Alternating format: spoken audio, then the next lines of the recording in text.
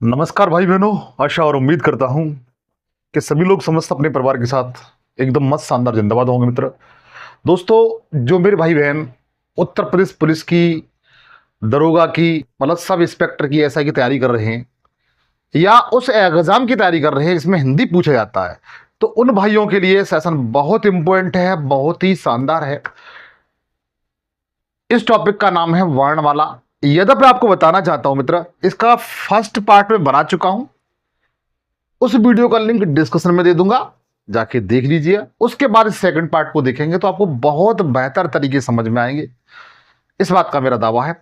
मैंने बिल्कुल बेसिक से इसमें सारी बातें बताई हैं, बिल्कुल बेसिक से। बच्चों,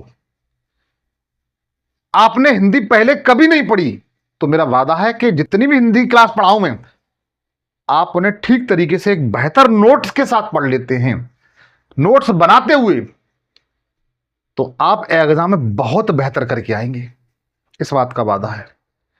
आपको कुछ सूचना है वो देना चाहता हूं, जरा ध्यान दीजिए, उसके बाद हम लोग पढ़ाना शुरू करेंगे। यदि आप यूपी पुलिस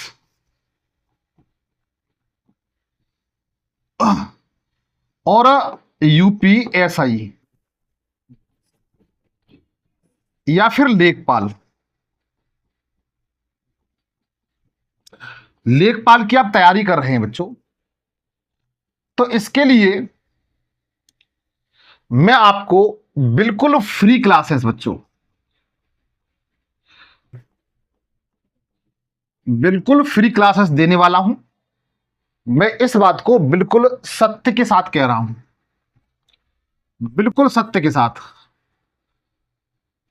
मैं क्लासें आपको फ्री देने वाला हूं, जिस क्लासों में आप हिंदी फ्री पाएंगे, हिंदी की क्लासें बिल्कुल फ्री दूंगा मैं। जीएस की क्लासें बिल्कुल फ्री दूंगा। जीएस में पॉलिटी हुआ या मूल विधि हुई, जो पुलिस की तैयारी कर रहे हैं भाई, उनके लिए फ्री है। और रीजनिंग दिनेश सर पढ़ाएंगे, बिल्कुल फ्री क्लास है बच्चों। मैथ है, मैथ की बिल्कुल क्लास फ्री है, जितेंद्र सर पढ़ाएंगे। ये सारी कक्षाएं बच्चों आपको बिल्कुल निःशुल्क देने वाला हूं। मैं ये नहीं कह रहा हूं मेरा बैच परचेज करिए, ये बच्चे क्लासें आपको बिल्कुल फ्री दूंगा। आप बताओगे तो लाइव क्लास भी दूंगा मैं, और रिकॉर्डेड भी दे सकता हूं। आप जैसे चाहो वैसे, मैं और मेरी टीम पढ़ाएगी, चिंता न करें। मैंने वादा किया है फ्री क्लासेस दूंगा, बिल्कुल फ्री। बस छोटा सा काम कर लीजिए, बस मुझसे जुड़ने के लिए जो काम करते हैं, चैनल को सब्सक्राइब कर लेना, बस केवल इतना कर लेना। बाद बाकी आपका भाई आपके साथ है। 100% मैं अपने छोटे भाई बहनों से कह रहा हूं मित्र कि भाई बहनों, ये क्लासें बिल्कुल फ्री दूंगा। मैं अपने छोटे भाई बहनों से कभी झूठे वादे नहीं करता हूं। चैनल को सब्सक्राइब कर लेना, और टाइम टेबल मैं आपको बता दूंगा, और बता तो चुका हूं मैं, बता दूंगा। बिल्कुल आप तैयारी करिए, बिल्कुल कलम उठा लीजिए और बेहतर नोट्स बनाइए। उसके बाद प्रैक्टिस सेट लगाना बच्चों, उसके बाद मैं आपको प्रैक्टिस सेट लगवाऊंगा। मैं तैयार हूं, कुल मिला के ही है। तो बच्चों, ये सारी क्लासें बच्चों मैं आपको फ्री दूंगा, इस बात का वादा है, जब तक आपका सिलेक्शन नहीं हो जाता तब तक। हाँ, जब तक आपका सिलेक्शन नहीं हो जाता जब तक। लेकिन मेरा एक वादा है कि सिलेक्शन के बाद आप इस भाई से जरूर संपर्क करेंगे एक बार, ताकि मैं आपको यहां इस मंच पे खड़ा होकर के अपने भाई के बारे में बता सकूं, अपनी बहन के बारे में बता सकूं। ये मेरी आपसे एक छोटी सी गुजारिश रहेगी बच्चों। तो चलिएगा, मैंने आपसे जस्ट अभी कहा था कि हिंदी पढ़ा रहा हूं। हिंदी वर्णमाला में मैं क्लास 1 पढ़ा चुका हूं, वर्णमाला में ये क्लास 2 है। इसमें मैं आपकी दोनों क्लास में वर्णमाला को खत्म कर दूंगा बच्चों। और जाकर के फर्स्ट क्लास, जो पहली क्लास है, उसे जरा की जरूर देख लें। आज जो चलेगा वर्णमाला में, वो मैं आपको ये बताऊंगा कि जीवा के आधार पर, किसके, जीवा के आधार पर स्वर के प्रकार। ये मतलब क्लास आगे चल रही है, पीछे वाली क्लास को आप देख लें, उसके बाद आप समझ में आपको स्पष्ट तरीके से आ जाएगा। जीवा के आधार पर, जो जीभ होती है ना, जो जीभ हमारे मुख में, ये जीभ है ना, इसके आधार पर, जीवा के आधार पर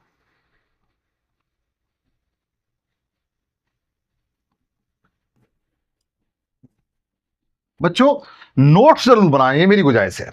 जीवा के आधार पर स्वर के प्रकार, स्वर के भेद या प्रकार, तो कितने होते हैं बच्चों? स्वर के 3 भेद होते हैं। कौन कौन से होते हैं? देखो बच्चों, क्वेश्चन मेरे भाई ऐसे ही पूछा सकता है कि जीवा के आधार पर स्वर के कितने भेद होते हैं। क्वेश्चन पूछा गया है यूपी टेट में ये क्वेश्चन पूछा गया था कि जीवा के आधार पर, जो मेरे भाई टीचर की तैयारी कर रहे हैं उन्हें पूछ के देखना कि जीवा के आधार पर स्वर के कितने भेद होते हैं। 3 भेद होते हैं। कौन कौन से होते हैं तो मैं जरा बताता हूं। तैयार हो जाइए अपने हथियार लेकर के, मेरे वीर योद्धाओं, तैयार हो जाइए। सबसे पहले हम कहते हैं अग्रस्वर। अग्रस्वर सबसे पहला कौन सा होता है? अग्रस्वर होता है। अग्रस्वर बच्चों कौन से होते हैं? कोई भाई बता सकता है अग्रस्वर कौन से होते हैं? इसकी परिभाषा क्या है? सबसे पहले इसकी परिभाषा क्या है? तो परिभाषा आप लोग लिख लीजिएगा कि जिनके उच्चारण में जीव का अगला भाग, जीव का ये वाला भाग, अगला भाग, तो लिख सकते हैं कि जिन स्वरों के उच्चारण में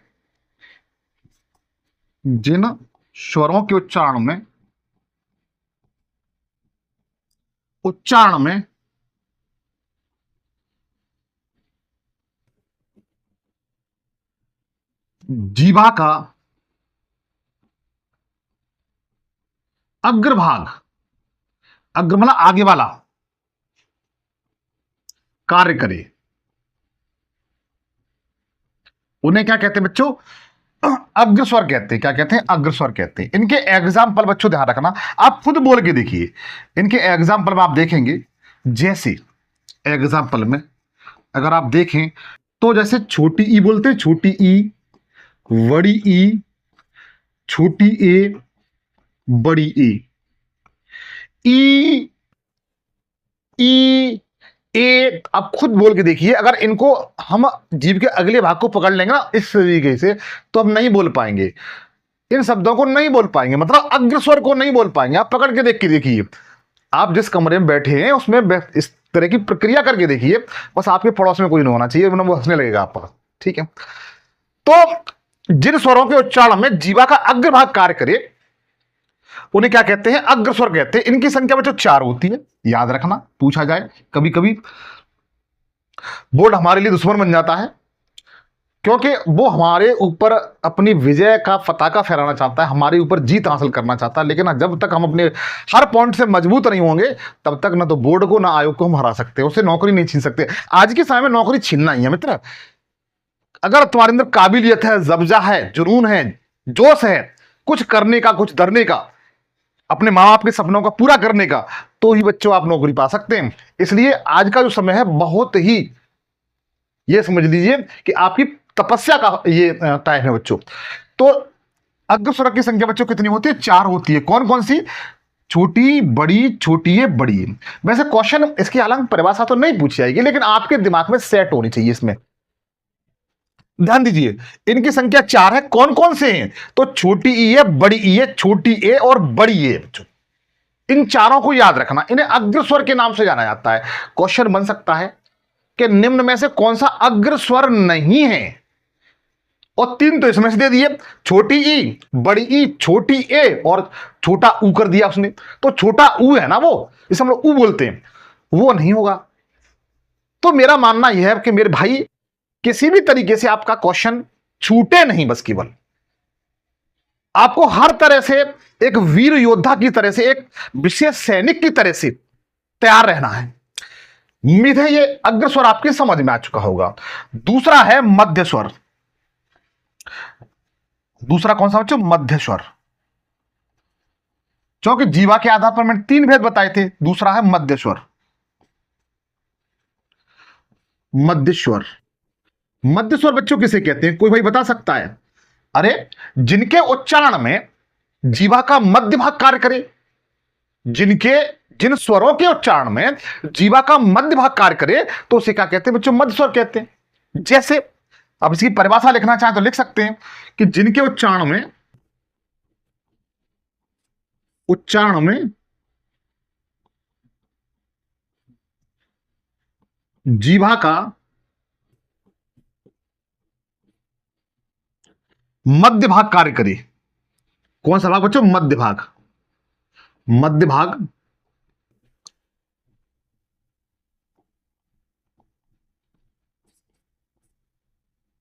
कार्य करे, तो उसे क्या कहेंगे बच्चों? मध्य स्वर कहेंगे। इसका एग्जाम्पल के तौर पे देखा जाए, इसे एग्जाम्पल के तौर पे देखा जाए तो छोटा आ, हम लोग इसे अ बोलते हैं। क्या बोलते हैं बच्चों? अ। अ बोलते समय जीव का जो मध्य भाग है वो कार्य कर रहा है बच्चों। बोल के देखिए, आपको खुद फील होगा कि जो बोलते समय जीव का मध्य भाग काम कर रहा है, तो उसे हम क्या कहेंगे? मध्य स्वर कहेंगे। इसकी संख्या 1 है बच्चों, जैसे अग्र स्वर की संख्या 4 है, छोटी बड़ी, छोटी है बड़ी है, और मध्य स्वर है बच्चों इसकी संख्या 1 है जीवा के आधार पर। ठीक है। और जो बच्चों अ है, इसे ध्यान रखना, इसे उदासीन स्वर भी कहते हैं बच्चों। क्या कहते हैं? उदासीन स्वर। उदासीन स्वर भी कहते हैं बच्चा। वैसे पूछा जाए मेरे भाई कि उदासीन स्वर किसे कहते हैं, तो आप बताएंगे छोटे आ को बोलते हैं। हमें पवन सर ने बताया था, हिंदी पढ़े हैं उनसे हम। आप इस तरह बताइए। और बच्चों इसे छोटे आ को ही केंद्रीय स्वर भी बोला जाता है।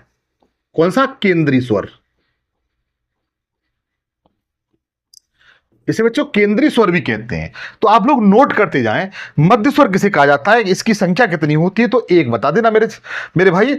और जो अ होता है इसे मध्य स्वर कहा जाता है जीवा के आधार पर। अ को उदासीन स्वर भी कहते हैं और केंद्रीय स्वर भी कहते हैं। उम्मीद है बातें समझ में आ चुकी होंगी। तीसरा वाला है, कौन सा मेरे भाई? तीसरा वाला। आप तीसरे वाले को भी नोट कर लें, कहीं दूर न हो जाए ये भी। नंबर 3,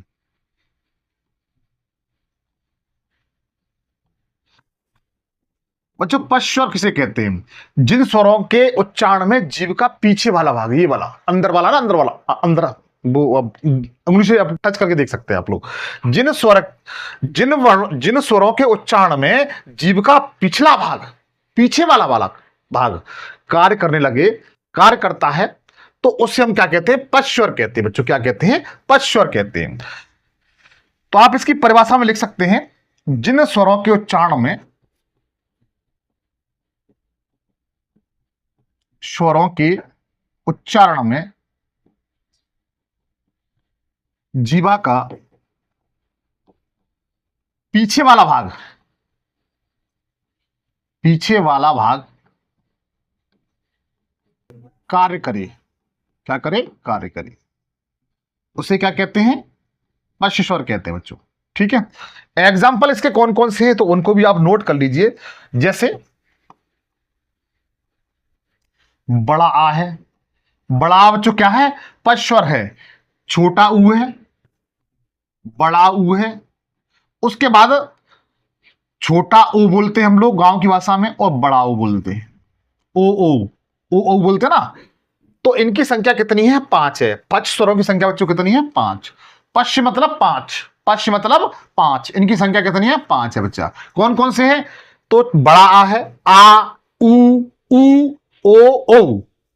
इनकी संख्या 5 है। कौन कौन से? वैसे गांव की भाषा में बोले तो बड़ा आ है, छोटा ऊ, बड़ा ऊ, छोटा ओ और बड़ा ओ, ये इनकी संख्या है बच्चों। तो मैंने जीवा के आधार पर आपको बताया कि स्वर के भेद कितने होते हैं? 3 भेद होते हैं। कौन कौन से? अग्रस्वर। अग्रस्वर की संख्या कितनी है? 4 है। अग्रस्वर कहते कैसे हैं? कि जिन स्वरों के उच्चारण में जीवा का अग्रभार कार्य करे उन्हें हम अग्रस्वर कहते हैं। संख्या मैंने 4 बताई थी, छोटी बड़ी, छोटी बड़ी। मैं जानता हूं समझ में आ चुका होगा। मध्य स्वर, मध्य स्वर जिसके उच्चारण में जीव का जो मध्य भाग होता है वो कार्यरत होता है। जैसे छोटा आ बोलते हैं, ये कौन सा है? मध्य स्वर है। इसे केंद्रीय स्वर भी कहते हैं और उदासीन स्वर भी इसे कहा जाता है बच्चों। क्वेश्चन पूछा है तो बता दीजिएगा। और तीसरा पश्च स्वर, जिन स्वरों के उच्चारण में जीव का पिछला वाला, पीछा वाला भाग कार्य करे उसे क्या कहते हैं? पश्च स्वर कहते हैं। इनकी संख्या पश्च मतलब 5। इनकी संख्या कितनी होती है? 5 होती है। जैसे बड़ा आ है, छोटा ऊ, बड़ा ऊ, छोटा ऊ, बड़ा ऊ। ये आप इस तरह से याद कर सकते हैं, नोट कर सकते हैं। एक दो बार रिवीजन करेंगे बच्चों, बड़े सरल हो जाएंगे याद करने में, आपको कोई दिक्कत नहीं आएंगी। तो ये तो मैंने आपको बताया बच्चों, किसके? जीवा के आधार पर। किसके आधार पर? जीवा के आधार पर स्वरों के भेद बताए बच्चों। अब आपको मुख के आधार पर और बताता हूं, चाहो तो आप इसको नोट कर सकते हैं। अगला है बच्चों मुख के आधार पर। किसके? मुख के आधार पर आप लोग नोट कर लीजिए, मुख के आधार पर जीवा के भेद।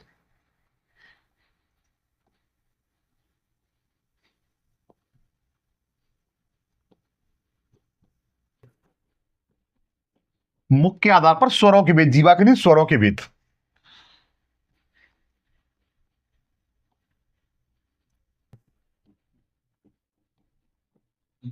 ठीक है, तो मुख के आधार पर स्वरों के भेद बच्चों कितने होते हैं? 4 होते हैं मेरे भाई, बिल्कुल याद कर लेना। मुख के आधार पर स्वरों के भेद कितने होते हैं? 4 होते हैं, और जीवा के आधार पर 3 बताए थे मैंने आपको। ठीक है, साथ साथ याद करते चलिए ताकि आपको हमेशा के लिए चीजें बेहतर तरीके से याद हो सके बच्चों। कौन कौन से होते हैं 4 जो आपको कष्ट दे रहे हैं? सबसे पहले है समृत स्वर। सबसे पहले कौन सा बच्चों? समृत स्वर।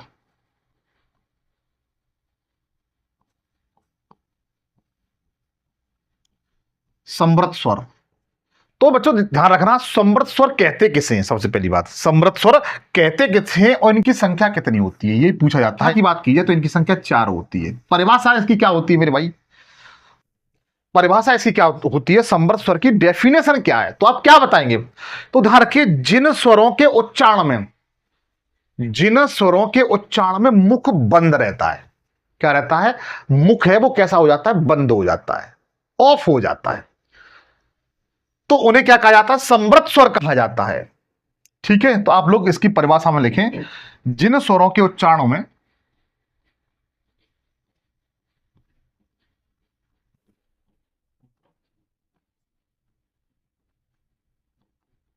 जिन स्वरों के उच्चारण में मुख क्या हो जाता है बच्चों? बंद हो जाता है, मुख बंद रहता है,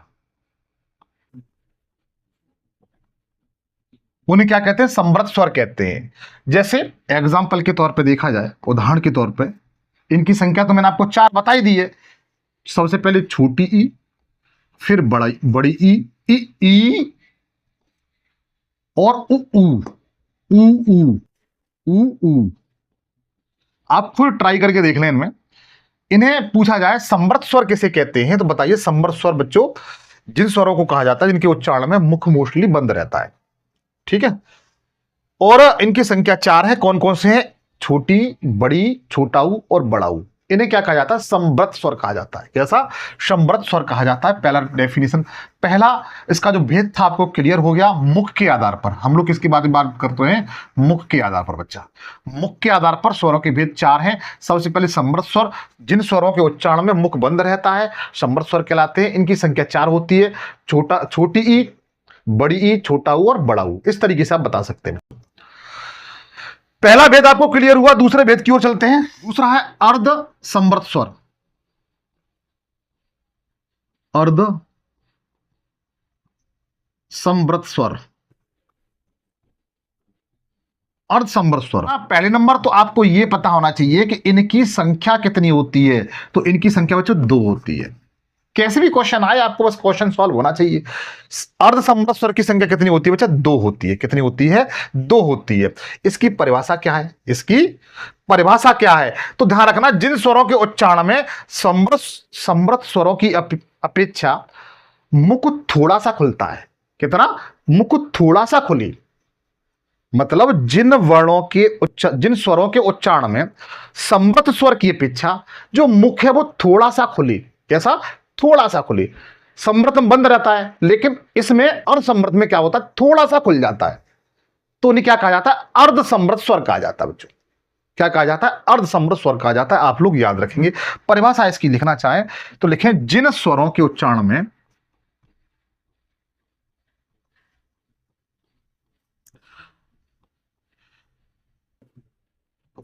स्वरों के उच्चारण में समृत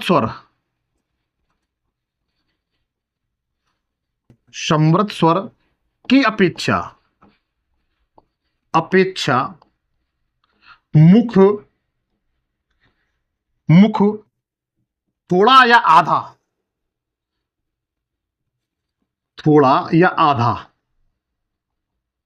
खुलता है। क्या होता है? खुलता है। उन्हें क्या कहते हैं बच्चों? अर्धसमृत स्वर कहते हैं। इनकी संख्या मैंने आपको 2 बताई है। कौन कौन सी है तो उसको आप लिख लें एग्जाम्पल के तौर पे। परिभाषा तो लिखाई दी मैंने। इसे हम लोग कहते हैं ए। क्या कहते हैं, ए, मतलब छोटी ए और छोटा ओ, मतलब ओ। गांव की भाषा में छोटी ए और छोटा ओ, वैसे ए और ओ, ए और ओ, ए ओ। अगर कोई व्यक्ति तुमसे दूर चला जाता है, क्या, दूर चला जाता है, तो आप इसे कैसे बुलाएंगे? तो इसके लिए पहले इसे बोलिए, उसके बाद इसे बोलिए, ओए इधर आ जा, ओए। तो ओए का मतलब क्या होता है, अर्धसंवृत स्वर। ओए का मतलब क्या होता है बच्चों, अर्धसंवृत स्वर होता है। ठीक है, आप लोग याद रखिएगा। ठीक है, तो मैंने दो इसके भेद लिखा दिए। आगे जरा जो तीसरे नंबर का भेद है उसे भी आप लोग नोट करिए।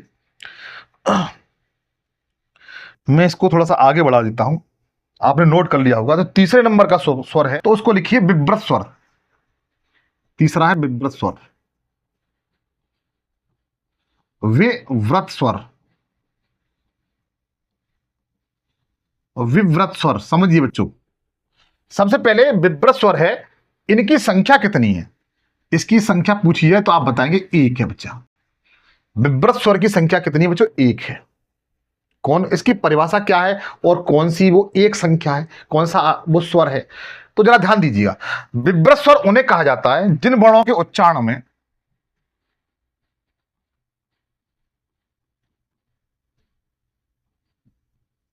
जिन वर्णों के उच्चारण में जिन वर्णों के उच्चारण में सर्वाधिक मुख खुलता है। जो क्या होता है, सर्वाधिक मुख खुलता है, मुख खुलता है।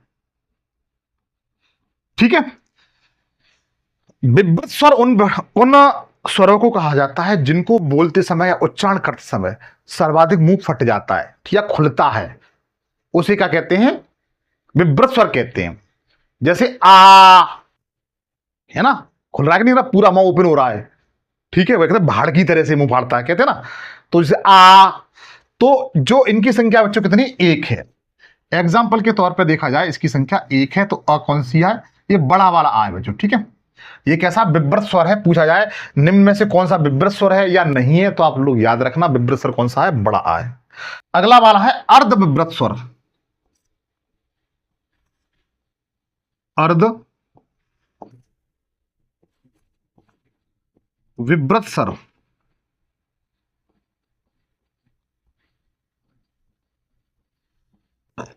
अर्ध विव्रत स्वर बच्चों ध्यान दीजिए, इनकी संख्या कितनी है, सबसे पहले पूछा जाता है इनकी संख्या कितनी है। तो इसकी संख्या बच्चों 3 है। पहली बात, अर्ध विव्रत स्वर की संख्या बच्चों कितनी है, तो आप बताएंगे 3 है। ये पूछा गया है, किसी भी एग्जाम पूछा गया था, ये शायद टीचर वाले एग्जाम पूछा गया था, और पेट वेट में तो आते ही रहते हैं। ठीक है, अर्ध विव्रत स्वर की संख्या कितनी है, 3 है। इसकी परिभाषा में अगर आप लिखना चाहें तो आप लिख सकते हैं कि जो विव्रत स्वर है, विव्रत स्वर है, उसकी अपेक्षा जो मुख होता है वो थोड़ा कम खुलता है। कैसा, कम खुलता है। तो ध्यान रखिए, जिन वर्णों के उच्चारण में, जिन स्वरों के उच्चारण में, स्वरों के उच्चारण में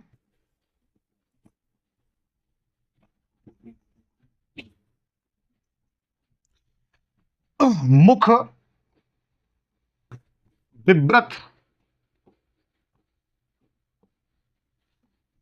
स्वर की अपेक्षा मुख थोड़ा कम खुलता है, कम खुलता है। ठीक है बच्चों, इसे हम लोग क्या कहते हैं, अर्ध विव्रत स्वर कहते हैं। इनकी संख्या मैंने बच्चों 3 बताई। एग्जाम्पल के तौर पे अगर आप पाएंगे तो चलो मैं यही लिख देता हूं। एग्जाम्पल के तौर पे ध्यान दीजिए, जैसे बड़ी ए, इसे हम लोग ए बोलते हैं। क्या बोलते हैं, ए। ए क्या है बच्चों, अर्ध विव्रत स्वर है। ध्यान रखिए, ए क्या है, अर्ध विव्रत स्वर है। ध्यान रखिए, उसके बाद बड़ा ओ, बड़ा ओ इसे हम लोग ओ बोलते हैं। क्या बोलते हैं, ओ बोलते हैं। और अ, और अ इसे हम छोटा आ बोलते हैं। क्या बोलते हैं, छोटा आ बोलते हैं। तो अर्ध विव्रत स्वर की संख्या 3 है। कौन कौन से है, ए, ओ और अ। ए, ओ, अ, ये क्या है बच्चों, अर्ध विव्रत स्वर है। आप चाहो तो इनको नोट कर सकते हैं, लिख सकते हैं बच्चों। ठीक है, आप चाहो तो इनको स्क्रीनशॉट ले सकते हैं। थोड़ा साइड जाता हूं, चलो अब जरा ध्यान दीजिए। मैंने पहली वीडियो और इसमें स्वर कंप्लीट करा दिए। अब मैं थोड़ी सी इसका रिवीजन कराना चाहता हूं, आप जरा उनको नोट कर लीजिए ताकि आप चीजों को बेहतर तरीके से इन फ्यूचर कर ले जाएं बच्चों। ठीक है, आप रिवीजन के तौर पे लिख सकते हैं। आप रिवीजन के तौर पे लिख सकते हैं। क्या लिखेंगे? अगर पूछा जाता है मेरे भाई, ये पेन थोड़ा सही नहीं चल रहा है, इसी को लेते हैं। हाँ, रिवीजन पे देखेंगे। अगर आपसे पूछा जाता अर्ध स्वर कितने होते हैं और कौन कौन से होते हैं, अर्ध स्वर पूछा है, अर्ध व्रत नहीं, अर्ध स्वर बच्चों। अगर आपसे पूछा जाता है अर्ध स्वर कौन कौन से होते हैं, अर्ध स्वर, तो आप क्या बताएंगे मेरे दोस्त? अर्ध स्वर, अर्ध स्वर कौन कौन से होते हैं तो आप क्या बताएंगे? तो ध्यान रखना, अर्ध स्वर जो होते हैं बच्चों, यह होता है और वह होता है। ये दोनों बच्चों क्या है? अर्ध स्वर है, याद रखना, पूछा गया है, कंफ्यूजन मत कर देना कि आप सोचे ये व्यंजन है, लेकिन देखा जाए वर्णमाला में ये अर्ध स्वर भी हैं। क्या है? अर्ध स्वर भी हैं। आप लोग याद रखना कौन कौन से, य और व, य और व बच्चों क्या है? अर्ध स्वर हैं, आप लोग याद रखना। अगर आपसे पूछा जाता है प्राकृतिक स्वर कितने होते हैं,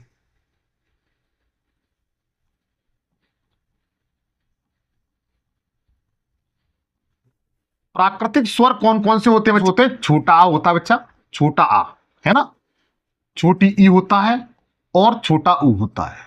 ठीक है, जैसे आ ई ओ बोलते हैं, क्या बोलते हैं? आयु। ये कैसे हैं? प्राकृतिक स्वर हैं। इनकी संख्या कितनी है? 3 है। इनकी संख्या कितनी है?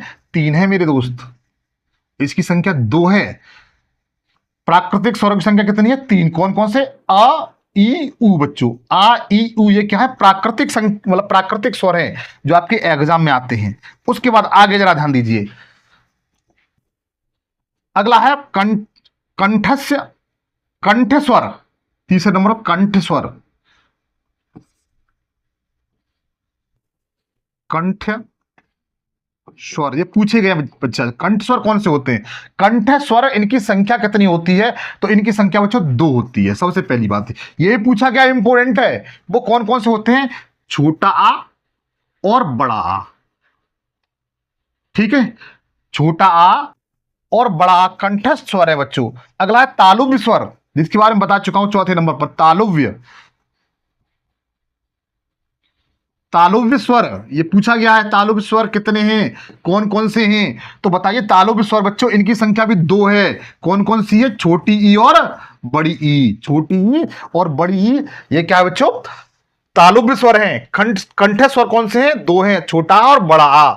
उसके बाद मूर्धन्य स्वर, इसके बारे में तो बच्चों आप लोग 100% याद रख लेना। मूर्धन्य स्वर, मूर्धन्य, ये इंपोर्टेंट है। इसकी संख्या कितनी है कोई भाई बता सकता है? 1 है। मूर्धन्य स्वर की संख्या कितनी है? 1 है। कौन सा है बच्चों? तो ध्यान रखना, ये ऋष्य ऋषि बोलते हैं ना, ऋष्य ऋषि, ये कैसा है? मूर्धन्य स्वर है मेरे दोस्त। कैसा? मूर्धन्य स्वर है। आप लोग याद कर लेना, रिवीजन करा दे रहा हूं। इसके बाद व्यंजन शुरू हो जाएंगे और व्यंजन को बहुत बेहतर तरीके से बताऊंगा। मैं जानता हूं कि आप ठीक तरीके से अध्ययन करेंगे तो भूलेंगे नहीं लाइफ में कभी भी। उसके बाद ओष्ठ स्वर, अगले पे चलते हैं। ओष्ठ स्वर,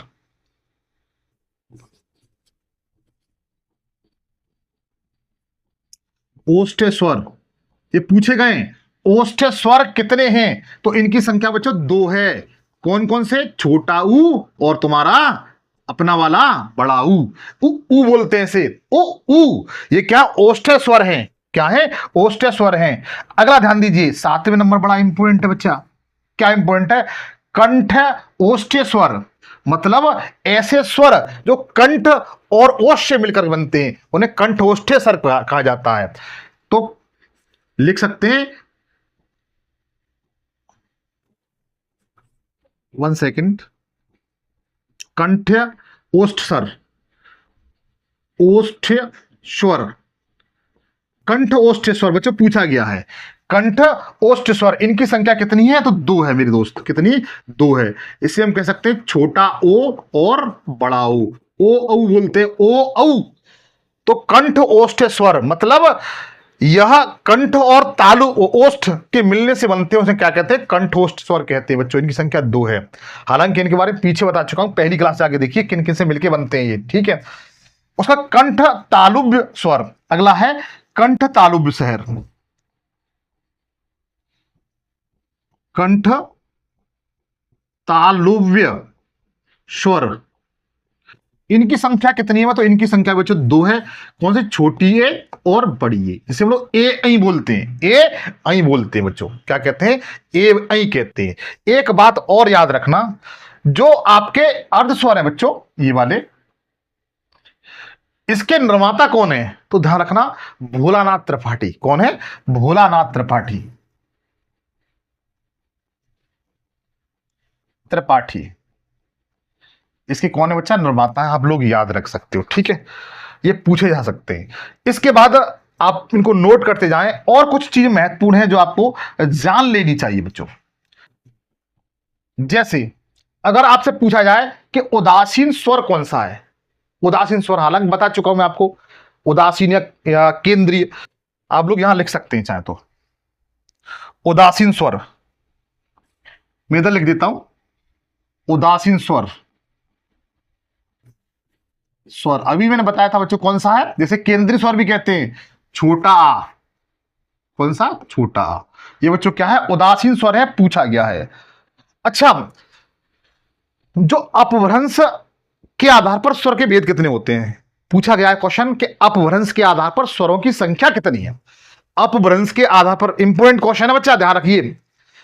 फिर मत कहना पवन सर आपने बताया नहीं।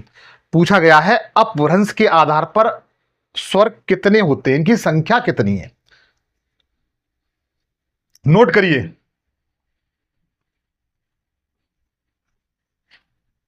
अपभ्रंश के आधार पर स्वरों की संख्या, स्वरों की संख्या कोई भाई बता सकता है कितनी है?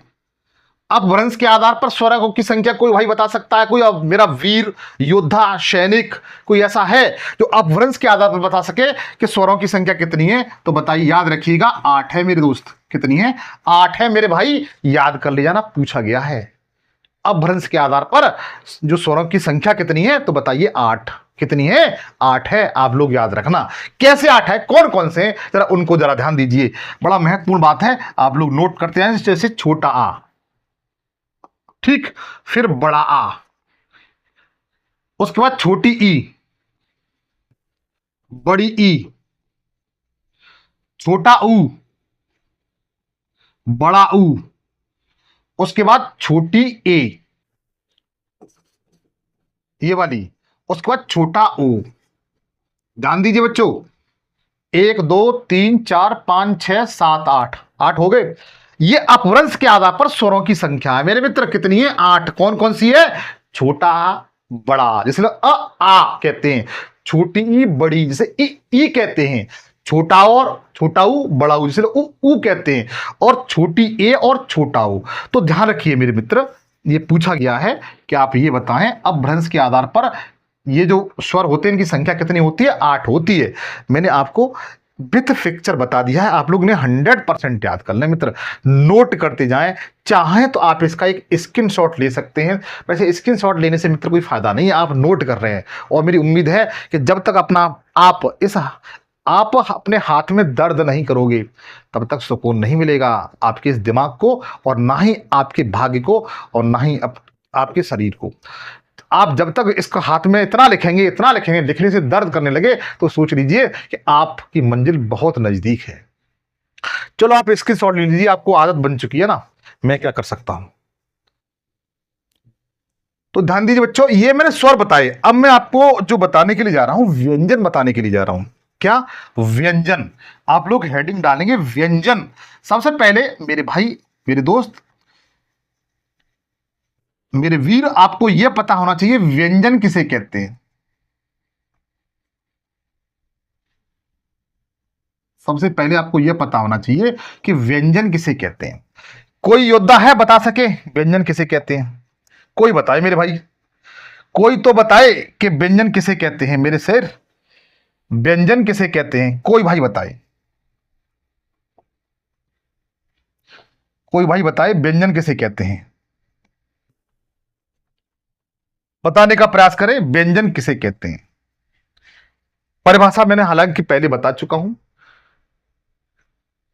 व्यंजन मित्र उन्हें कहा जाता है ऐसे वर्ण जिन्हें बोलने के लिए स्वरों की आवश्यकता पड़ती है, अर्थात ऐसे वर्ण जो स्वरों की सहायता से बोले जाते हैं।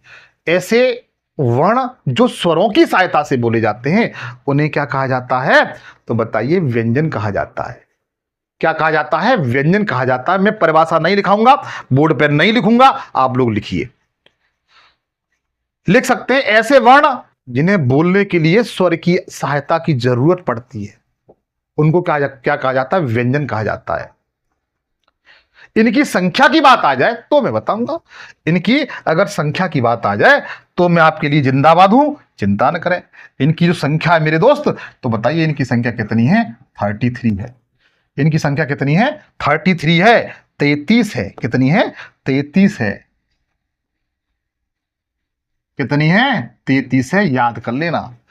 व्यंजनों की संख्या कितनी है, 33 है। कौन कौन से, तो उनको भी जरा ध्यान दीजिए। इसमें आप पाएंगे, संख्या तो 33 बता दी मैंने, अब कैसे कैसे उसे भी देख लें जरा।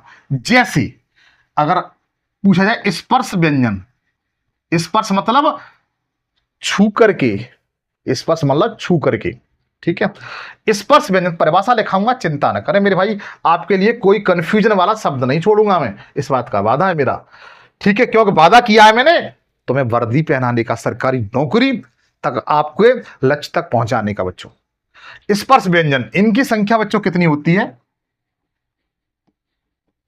बताइए। इनकी संख्या बच्चों 25 होती है। कितनी होती है, 25 होती है, 25 होती है। पूछा जाए स्पर्श व्यंजनों की संख्या मेरे दोस्त कितनी होती है, तो बताएंगे 25, 25 होती है, पवन सर ने बताया था, ठीक है। हाथ में 5 अंगुली होती है ना, इनका इंटू 5 से कर दीजिए, 25 निकल के आ जाए। स्पर्श व्यंजन मतलब पांचों को इस तरीके से 5 अंगुली क्या कर रही है, स्पर्श कर रही है, छू रही है, ठीक है। तो 5 इंटू 5 कितना हो गया, 25 हो गया। कुछ समझ में आया आपके, ध्यान दीजिए। स्पर्श व्यंजन इनकी संख्या कितनी है बच्चा, तो बता सकते हैं 25 है। और उसके बाद ऊष्म व्यंजन, कौन से ऊष्म व्यंजन होते हैं बताऊंगा, चिंता न करें। ऊष्म व्यंजन, इनकी संख्या कितनी होती है बच्चा, 4 होती है। कितनी होती है, 4 होती है। और उसके बाद अंतस्थ व्यंजन, अंतस्थ व्यंजन इनकी संख्या कितनी होती है, तो 4 होती है। अब शायद जोड़ने पर मुझे लगता है 33 आ जाएगा। कितने आ जाएगा, 33 आ जाएगा। तो पूछा जाए कि व्यंजनों की संख्या कितनी होती है, तो बताइए 33 होती है मेरे बच्चों। मैंने आपको इस तरीके से जोड़ के बता दिया है। अब देखिए, सबसे पहले मैं आपको बताऊंगा, आप चाहो तो नोट कर सकते हैं। अब मैं आपको स्पर्श व्यंजन के बारे में बताऊंगा। किसके बारे में, स्पर्श व्यंजन के बारे में। किसके बारे में बताऊंगा, स्पर्श व्यंजन के बारे में। तो लिखिएगा सबसे पहले स्पर्श व्यंजन, स्पर्श व्यंजन संख्या तो मैंने आपको बता दी बच्चों 25 है। ये तो क्लियर हो गया, ठीक है, ये तो क्लियर हो गया। इसकी परिभाषा अगर आपसे पूछी जाती है तो आप क्या जवाब देंगे, इसकी डेफिनेशन पूछी जाती है तो बताइएगा जिन जिन व्यंजनों के उच्चारण में, किसमें बच्चों, उच्चारण में, किसमें, उच्चारण, जिन व्यंजनों के उच्चारण में स्पर्श मतलब छू करके स्पर्शता का बोध होता है,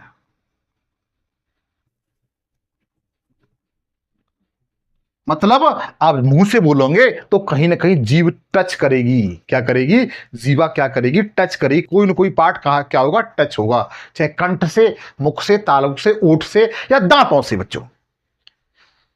तो इन्हें क्या कहा जाता है, कंठस्थ व्यंजन कहा जाता है, वो स्पर्श व्यंजन कहा जाता है। इनकी संख्या 25 होती है। जैसे आप लिख सकते हैं कवर्ग, कवर्ग कैसे, क, इनकी आप इनके बारे में लिखना चाहे तो लिख सकते हैं क, ख, ग, घ और ण, ठीक है। च, छ, ज, झ और चूल मियां बोलते हैं इसे, ठीक है। ट, ठ,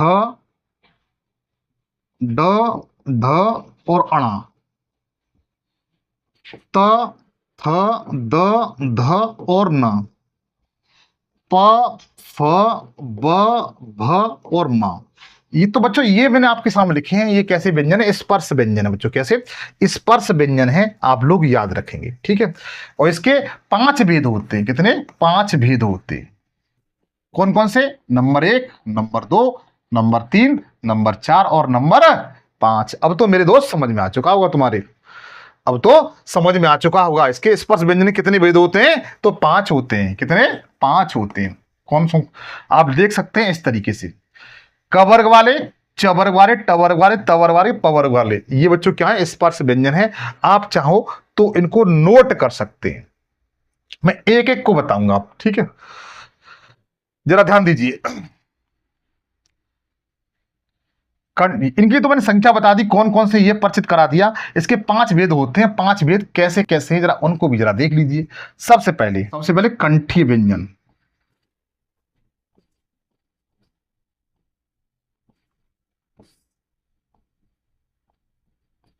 कंठी व्यंजन बच्चों ध्यान दीजिए, जिन वर्णों के उच्चारण में, सबसे पहले परिभाषा देखें इसकी, ठीक है। जिन वर्णों के उच्चारण में, जिन वर्णों के उच्चारण में, मतलब जो शब्द हैं, वर्ण कहां से निकले? कंठ से निकले। कंठ अपना ये वाला होता है, ये वाला निकला होता है, टुम्मुका से बोलते हैं, ये वाला, वहां से इसका उच्चारण होता है। तो इन्हें क्या कहा जाता है? कंठस्थ व्यंजन कहा जाता है। जिन वर्णों का उच्चारण, जिन व्यंजनों का उच्चारण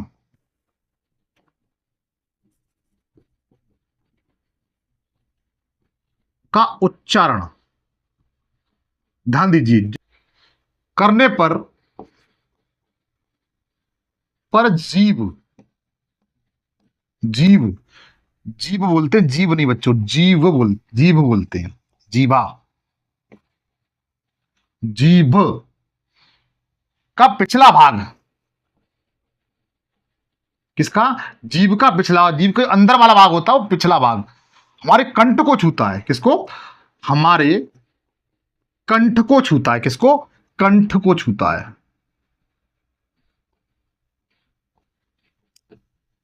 छूता या स्पर्श करता है,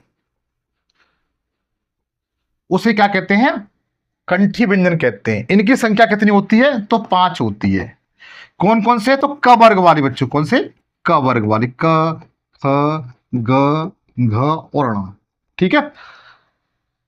इन्हें कंठी व्यंजन कहते हैं बच्चों। क्या कहते हैं? कंठी व्यंजन कहते हैं। उम्मीद है समझ में आ चुका होगा। 100% याद कर लें बच्चा, ये पूछे जाते हैं, ठीक है। इसके बाद जो अगला वाला है, जिसे आप नोट करना चाहें तो लिखिए, दूसरा है तालु व्यंजन।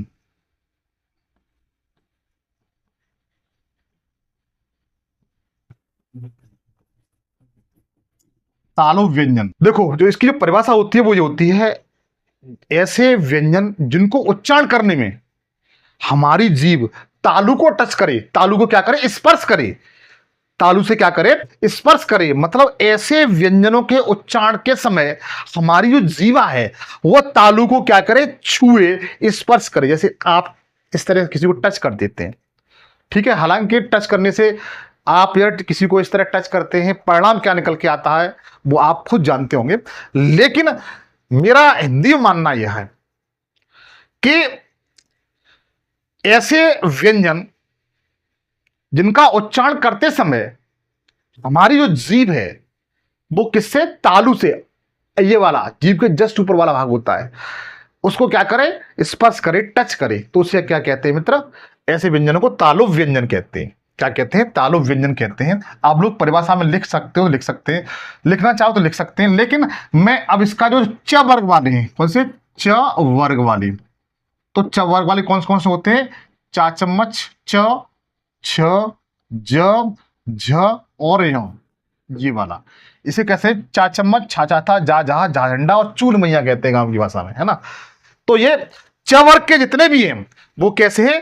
तालुव्य व्यंजन है बच्चों। कैसे? तालुव्य व्यंजन है, आप लोग याद रखना, ठीक है। उसके बाद जो तीसरे नंबर पर है मूर्धन्य व्यंजन। तीनों को आप सबको याद रखना बच्चों, 5 है, पांचों को याद करा दूंगा। अगला है मूर्धन्य व्यंजन। मूर्धन्य व्यंजन, अच्छा, मूर्धन्य स्वर कौन सा होता है, कोई भाई बताइए कमेंट सेक्शन में। मूर्धन्य स्वर कौन सा होता है, मुझे कमेंट सेक्शन बताइए। जब तक मूर्धन्य जो व्यंजन है उनके बारे में बताता हूं बच्चों। ध्यान दीजिए, ऐसे व्यंजन जिनका उच्चारण मूर्धा से होता है, मतलब ये जो मूर्धा का मतलब ये होता है दांत और जो तालू के बीच वाला पार्ट होता है, दांत और तालू के बीच वाला पार्ट, उसे क्या कहते हैं, मूर्धा कहा जाता है। तो ऐसे व्यंजन का उच्चारण करते समय आवाज कहां से निकले, मूर्धा से निकले, मूर्धन्य से निकले, तो उन व्यंजनों को क्या कहा जाता है बच्चों, बता दिए, मूर्धन्य व्यंजन कहा जाता है। ठीक है, आप इसकी परिभाषा लिखना चाहें तो लिख सकते हैं, मतलब जिन वर्णों, जिन व्यंजनों के उच्चारण में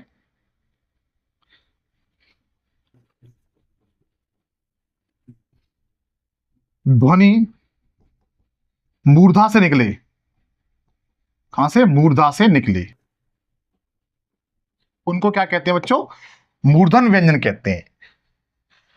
वो कौन कौन से होते हैं, तो जरा ध्यान दीजिए, जो ट वर्ग के होते हैं बच्चों, कौन से, ट वर्ग की, ट वर्ग, जैसे टा टमाटर, ट, ठा ठेरा, डा डलिया, ढा ढक्कन और अणा खाली, ट ठ ड ढ़ अणा, ये कैसे मूर्धन व्यंजन है बच्चों, कैसे मूर्धन व्यंजन है, आप लोग याद रख लो। ठीक है, अगला नंबर है, चौथा नंबर है मेरे भाई, उसको और आप जब लिखें, दंतीय व्यंजन। कौन सा, दंतीय व्यंजन,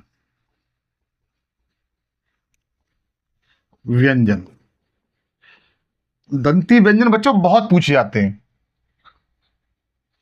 ध्यान दीजिए, अगर इसकी परिभाषा पूछी जाए तो ध्यान रखिए कि ऐसे व्यंजन जिनका उच्चारण करते समय हमारी जो जीभ है, ये जीभ दांतों को क्या करे, स्पर्श करे, टच करे, मतलब यह है ऐसे व्यंजन जिनका उच्चारण करते समय हमारी जीवा है वो दांतों को स्पर्श करे, उनसे जो ध्वनि निकलेगी उन्हें हम क्या कहेंगे बच्चों, तो बताइएगा, दंतीय व्यंजन कहेंगे। आप लोग परिभाषा इस तरह लिख सकते हैं, लेकिन मैं ऐसा बता देता हूं आपको, बहुत सरल है। जो त वर्ग वाले, कौन से, त वर्ग वाले, इसमें दंतीय व्यंजन शामिल होते हैं, जैसे जैसे त, थ, द, ध और न। न क्या है बच्चों, तो ध्यान रखना, दंती व्यंजन है। क्या है, दंती व्यंजन है। उम्मीद है समझ में आ चुका हो। अब लास्ट और बच रहा आपका पांचवा, उसको और लिख लीजिए, उसको और लिख लीजिए, ओष्ठीय व्यंजन, ओष्ठीय व्यंजन, ओष्ठीय व्यंजन, ओष्ठीय व्यंजन किन्हें कहते हैं, क्या परिभाषा होती है बच्चों, जरा लिखिए, ऐसे व्यंजन जिनका उच्चारण करते समय, जिनका उच्चारण करते समय हमारे जो ओठ होते हैं, ओठ, उनको वो स्पर्श होते हैं, क्या होते हैं, स्पर्श होते हैं, मतलब जब ध्वनि निकलती है तुम्हारे ओठों से होकर के निकलती है, वो उससे स्पर्श होकर के निकलती है, तो उनको क्या कहा जाता है, ओष्ठीय व्यंजन कहा जाता है।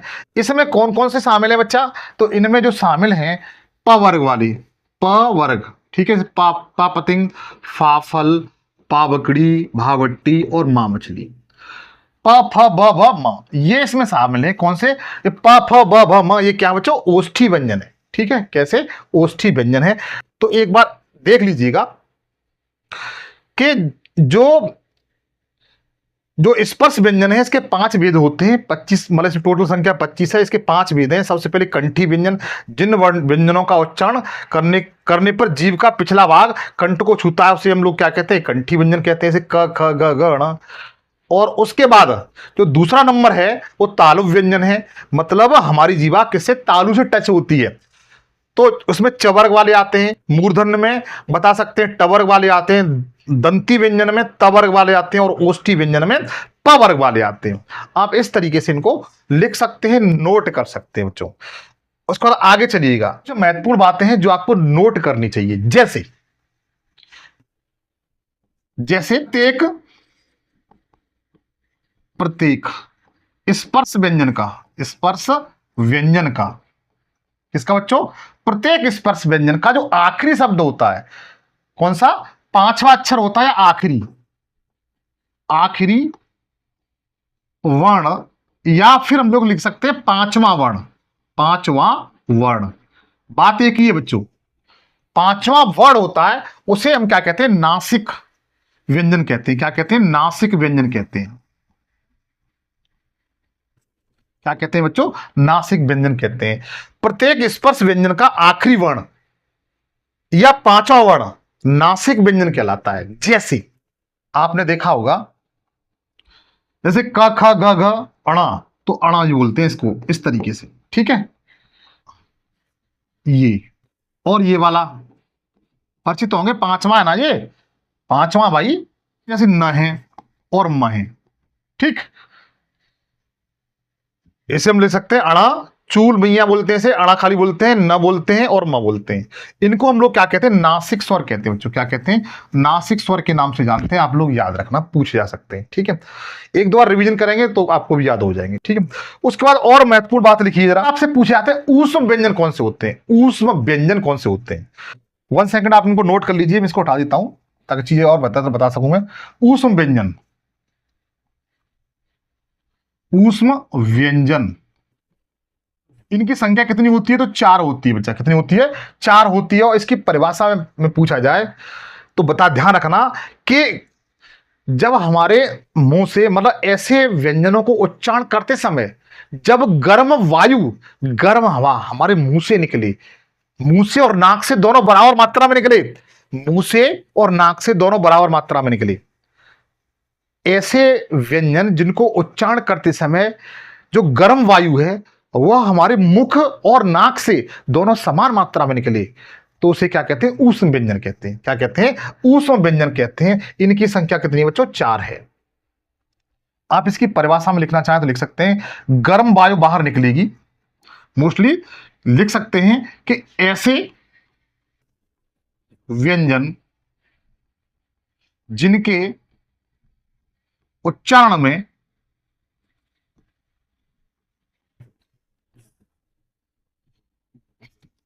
मुख से गर्म वायु, वायु मुख और नाक दोनों लिख सकते हैं, मुख और नाक से बच्चों, ठीक है। गर्म वायु बाहर निकली, बाहर निकली, उन्हें क्या कहते हैं, ऊष्म व्यंजन कहते हैं। इनकी संख्या 4 होती है। कौन कौन से होते हैं तो लिखेंगे बच्चों। सबसे पहले स बोल के देखिए, स दोनों प्रक्रिया काम कर रही है। मुंह से कैसे निकल रही है, गर्म हवा निकल रही है, और नाक से भी, ठीक है। षटकोण बोलते हैं इसको भी बच्चों, ठीक है। और स और हा क्या बच्चों, हा ये ऊष्म व्यंजन है, आप लोग याद रखना, ठीक है। तो आप इसके बारे में लिख सकते हैं, ये कैसे व्यंजन है, ऊष्म व्यंजन है। ध्यान रखिए, पूछा जाता है निम्न में से कौन ऊष्म व्यंजन है या निम्न में से कौन ऊष्म व्यंजन नहीं है, इस तरीके से पूछा जा सकता है। तो आप इन चारों को याद रखेंगे, संख्या के रूप में तो याद रखेंगे, और अगर काउंटिंग पूछा जाता है कि कौन कौन से हैं, तो श स और ह, तीनों स हैं और एक ह है, ठीक है। उम्मीद है ये आपके क्लियर हो चुका होगा। उसके बाद हम लोग चलते हैं अंतस्थ व्यंजन पर बच्चों। किस पर, अंतस्थ व्यंजन पर। अंतस्थ व्यंजन किन्हें कहते हैं, अंतस्थ व्यंजन किन्हें कहते हैं, कोई भाई बता सकता है अंतस्थ व्यंजन कहते किसे, परिभाषा क्या है, इनकी संख्या कितनी होती है, ठीक है। तो ध्यान रखिए, इनकी जो बच्चों संख्या है वो 4 होती है। परिभाषा क्या है, कौन कौन से हैं वो तो बताता हूं, तो लिखिएगा। मतलब ऐसे व्यंजन, ऐसे व्यंजन इनको उच्चारण करते समय जो प्राणवायु है वो मुख के अंदर की ओर आए, इधर मुख के अंदर की ओर आए। ऐसे व्यंजन जिनको बोलते समय, उच्चारण करते समय प्राणवायु है वो मुख के अंदर की ओर आए, ठीक है। यस, उनको क्या कहते हैं तो बता दीजिए, उनको अंतस्थ व्यंजन कहते हैं। तो आप परिभाषा लिख सकते हैं, ऐसे व्यंजन जिनके उच्चारण करते समय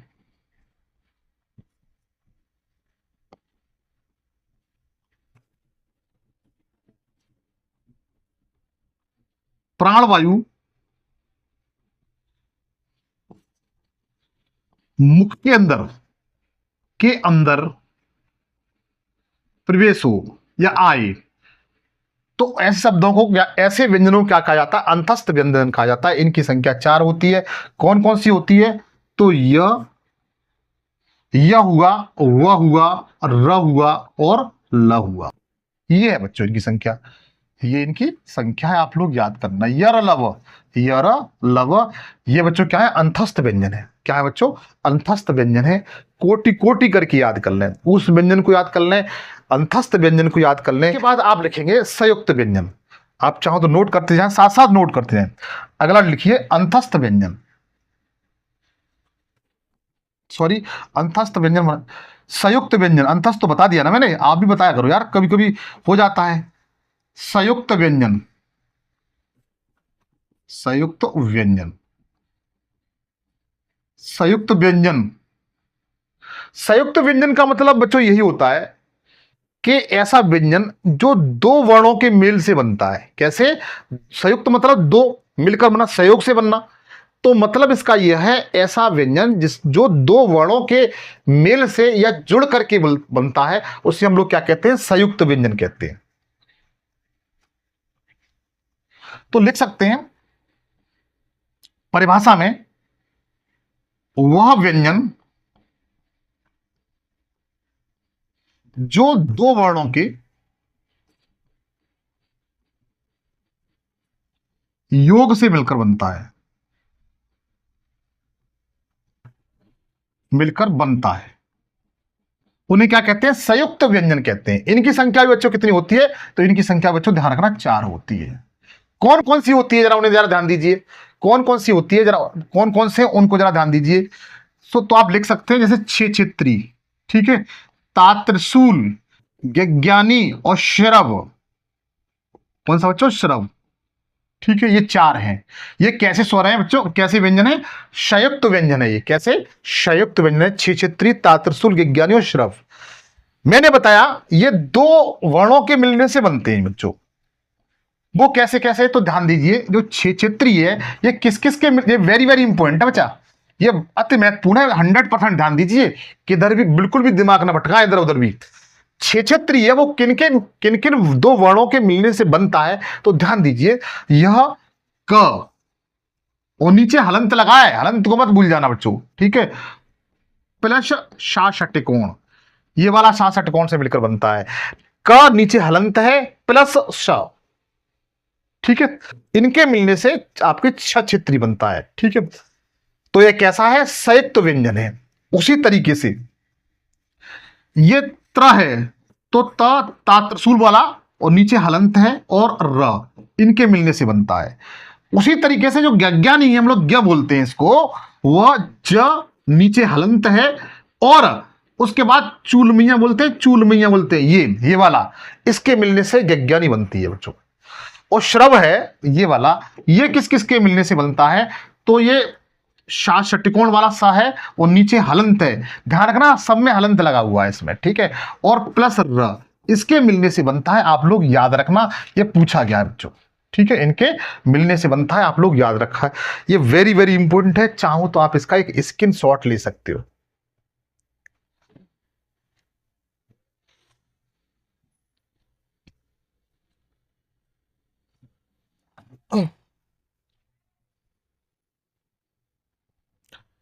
अब बच्चों जरा ध्यान दीजिएगा, अब बच्चों जरा ध्यान दीजिए, मैंने व्यंजन के बारे में बताया, अब कुछ महत्वपूर्ण बातें हैं, उनको और नोट कर लीजिए, जहां से आपके डायरेक्ट सीधे सीधे क्वेश्चन बनते हैं एग्जाम में। तो महत्वपूर्ण बिंदु है, जरा उन पर नजर डालते हैं।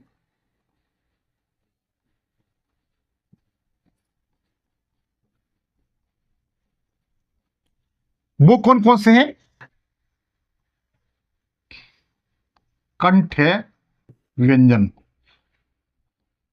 कंठे व्यंजन, तो जो बड़ी अंग होती है, बड़ी अंग इस तरीके से, अंग, बड़ी अंग इस तरह से लिखते हैं ना, वो है, और हाहल, ये क्या बच्चों, ये कंठे व्यंजन है बच्चों, याद रखना। पूछा जाए निम्न में से कौन कंठे व्यंजन है या नहीं, तो आप बताएंगे बड़ी अंग और हाहल। इनकी संख्या कितनी है, 2 है, दोनों को याद रखेंगे कंठे व्यंजन में, ठीक है। उसके बाद तालु व्यंजन, व्यंजन, ये कौन कौन से, चाहो तो मैं इनको जो फिगर है, एक फिगर है, पिक्चर है, उसी पे मैं दिखा दूंगा, चिंता न करें। ये कौन कौन से हैं, तालु व्यंजन, तो ध्यान रखना इनकी संख्या 2 है। कौन कौन से हैं, तो शा षट्कोण वाला है, और एक और है बच्चा जिसे हम लोग य बोलते हैं, क्या बोलते हैं, य। ये कौन से है, तालव्य व्यंजन है बच्चों, कौन से, तालव्य व्यंजन है, नोट कर लीजिए। उसके बाद नंबर 3 पर मूर्धन्य व्यंजन। मूर्धन्य व्यंजन, मूर्धन्य व्यंजन कौन कौन से हैं, इनकी संख्या कितनी है, तो इनकी संख्या बच्चों 4 है। कौन कौन सी है, तो सबसे पहले जैसे हम लोग डाडलिया लिखते हैं, डाडलिया ये, ठीक है, और उसका ढाढ़क्कन लिखते हैं इस तरीके से। उसके बाद रा रथ लिखते हैं और सात षट्कोण लिखते हैं, और ये सात सरौदा था बच्चों, ठीक है। तो मूर्धन्य व्यंजन की संख्या कितनी है, 4 है। डाडलिया है, ढाढ़क्कन, रारस्य और सात षट्कोण, जिसे ड ड र और श बोलते हैं इनको, ठीक है। इन्हें मूर्धन्य व्यंजन कहते हैं बच्चा। उसके बाद दंतीय व्यंजन, कौन से, दंतीय व्यंजन, नंबर 4 पे दंतीय व्यंजन। इनकी संख्या कितनी है, 3 है बच्चा। कौन कौन से हैं, सबसे पहले ल, ठीक है, स और ज। ये क्या है बच्चों, दंती व्यंजन है, नोट कर लेना। बार बार रिवीजन करोगे, देखोगे 2-4 बार, आपको याद हो जाएंगे कि दंती व्यंजन कौन कौन से हैं, ठीक है। उसके बाद स्वर तंत्रीय व्यंजन, 5 पे नंबर, स्वर तंत्रीय, स्वर तंत्रीय व्यंजन, ये पूछा गया है। स्वर तंत्री व्यंजन वो कौन सा है, तो ध्यान रखना बच्चा, एक ही है बस केवल, हाँ। ये कैसा है, स्वर तंत्री व्यंजन है, पूछा गया था उसमें, सुपर टेट का कोई एग्जाम था उसमें पूछा गया, टीचर वाले में। स्वर तंत्री व्यंजन कौन सा है बच्चों, है, ठीक है। उस पर दंथोष्ठ व्यंजन, कौन सा, दंथोष्ठ व्यंजन, दांत और ओठों के द्वारा बोला जाता है, दंतोष्ठ व्यंजन।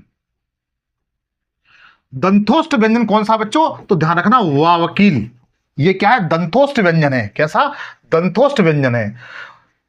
अगला है संघर्षहीन व्यंजन, संघर्षहीन व्यंजन, 7वें नंबर पर लिख सकते हैं संघर्षहीन व्यंजन,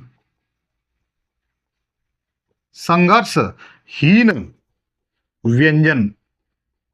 संघर्षहीन व्यंजन बच्चों कौन कौन से पूछा गया है, तो ध्यान रखना, यह 1 सेकेंड, यह पर नहीं बच्चों, यह है ये, ठीक है, यह और वह, यह और वह, ये दोनों क्या है, संघर्षहीन व्यंजन है। अगला है प्रकंपलित, प्रकंपलित व्यंजन, प्रकंपलित व्यंजन, इनकी संख्या बच्चों 1 है। कौन सा है, रारथ। ये क्या है, प्रकंपलित व्यंजन है, जो पूछा जाता है बच्चों, जो आपके एग्जाम में पूछा जाता है। तो बच्चों ये मैंने कुछ महत्वपूर्ण फैक्ट थे जो आपको एग्जाम के लिए लिखाए, आप इन्हें 2 से 4 बार रिवीजन जरूर करें बच्चों, और मेरा वादा है आपको 100% याद हो जाएगी, ठीक है। उसके बाद आगे चलते हैं। अगला जरा ध्यान दीजिए, लुंठित व्यंजन। अगला क्या है, लुंठित व्यंजन, ये पूछा गया है, लुंठित व्यंजन, इनकी संख्या क्या है, व्यंजन बच्चों कहते किसे हैं, ये पूछा गया है, और इसकी परिभाषा क्या है। तो इनकी संख्या तो बच्चों आप लोग बताना, 1 है, क्या है, 1 है। लेकिन परिभाषा लिखना चाहे तो लिखिएगा, ऐसे जिन व्यंजनों को उच्चारण में, जिन व्यंजनों के उच्चारण में,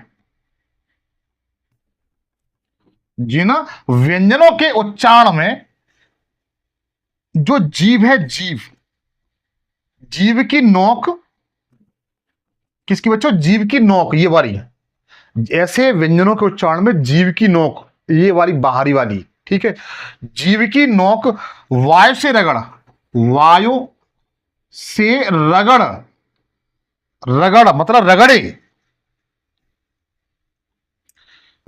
रगड़ खाकर कांपती हो, कैसे, कांपती हो, कांपती है, कांपती है, मतलब जिन व्यंजनों के उच्चारण में जीभ की नोक है वायु से रगड़ खाकर कांपती है, तो उसे क्या कहते हैं, लुंठित व्यंजन कहते हैं। जैसे र, अब बोल के देखिए, र, र, र, देखिए आपकी जीभ कांप रही होगी, र कैसा है, लुंठित व्यंजन है, कैसा है, लुंठित व्यंजन है बच्चों, आप खुद इसे ट्राई करके देख सकते हैं। तो बच्चों ये मैंने आज इतना बताया, एक इसका पार्ट छोटा सा और रह गया है, उसको मैं आपके सामने कल आपके सामने लेकर के आऊँगा। सेशन ज़्यादा लंबा हो जाएगा, इसलिए मैं आपको और ज़्यादा नहीं बता पाऊँगा, हालांकि पढ़ाने के लिए भी और भी है, लेकिन सेशन छोटा रहे, आपको आरामदायक रहे, चीज़ आपको बेहतर तरीके से याद हो सकें, इसलिए आज इतना ही। आगे की जो भी क्लास है नंबर 3 वर्णमाला की, आपको बहुत जल्द देखने के लिए 1-2 दिन में मिल जाएगी बच्चों। तहे दिल से धन्यवाद। Thank you. जय हिंद, जय भारत।